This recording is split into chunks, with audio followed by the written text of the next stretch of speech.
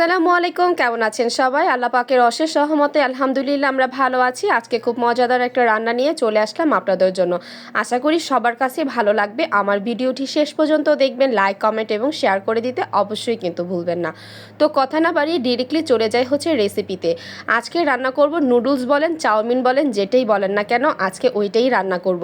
আমি মনে করি সবার হাতের হচ্ছে চাউমিন বা নুডলস দুইটাই অনেক বেশি মজার হয়। এক একজনের রান্নার ধরন হচ্ছে একটু ডিফারেন্ট থাকে। আমি কিভাবে রান্না করি সেটা আপনাদের সাথে আজকে শেয়ার করছি। আমি এটা 3 ধরনের হচ্ছে নুডলস নিয়েছি, একটু মোটা, একটা পাস্তা, একটা চিকন নুডলস। তিনটা ভালো করে মিশিয়ে ভালো করে সিদ্ধ করে নিয়েছি। তারপরে হচ্ছে কড়ার ভিতরে একটু সস আমি হচ্ছে ভালো করে ভেজে নিলাম, আর দুটোর মতো হচ্ছে ডিম প্রথম হচ্ছে ভালো করে ভেজে নিয়ে উঠিয়ে রেখেছি। তারপরে দিয়ে দিলাম হচ্ছে পেঁয়াজ কুচি আর কাঁচামরিচ কুচি, সুন্দর করে নেড়ে ছেড়ে তারপরে দিয়ে দিলাম হচ্ছে একটু চিকেন।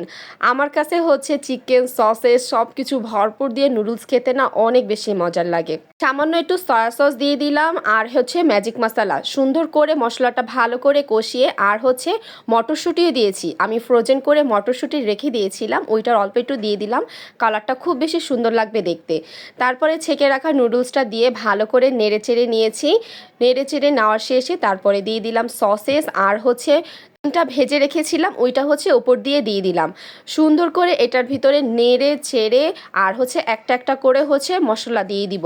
ম্যাজিক মশলা আমি 2টার মতো দিয়েছি, আর নুডলসের যে মশলাটা থাকে ওটা হচ্ছে 2টার মতো দিয়েছি। মশলা যত বেশি হবে তত বেশি টেস্টি হবে। এইভাবে রান্না করে খেয়ে দেখবেন, অনেক বেশি মজার লাগে। কেমন হলো অবশ্যই জানাবেন। আল্লাহ হাফিজ।